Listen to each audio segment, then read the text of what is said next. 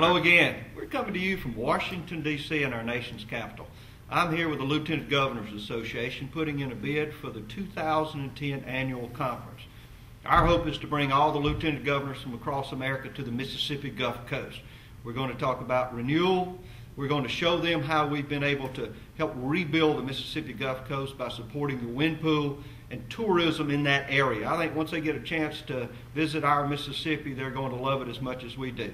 A couple of important issues are still out there. Inventory tax. We still believe it is critically important to bring new businesses into Mississippi by reducing that inventory tax. We hope the House will take it up very soon. They had hearings on it, and hopefully that tax cut will get to the governor, along with a tax cut on implements and farm equipment and agricultural equipment. It is critically important that that happens to incentivize more businesses in the state of Mississippi.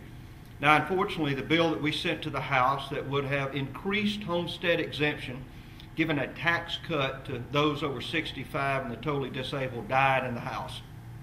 We'll try again next year.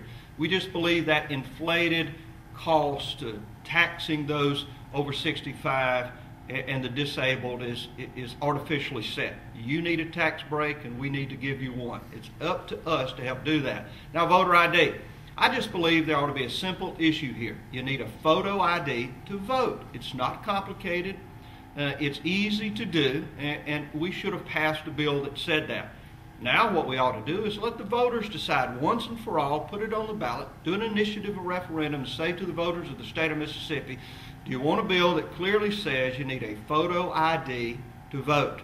We'll take it back to the legislature and do our work with it after the people have spoken, but it will become law with your help. Now wish me luck.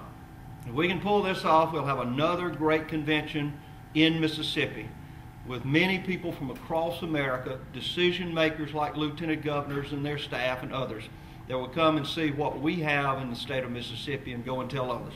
Hopefully in the future you'll see continuing conventions. I encourage everyone, both in business and private sector, that have conventions around this nation to make sure that they try and get them in Mississippi.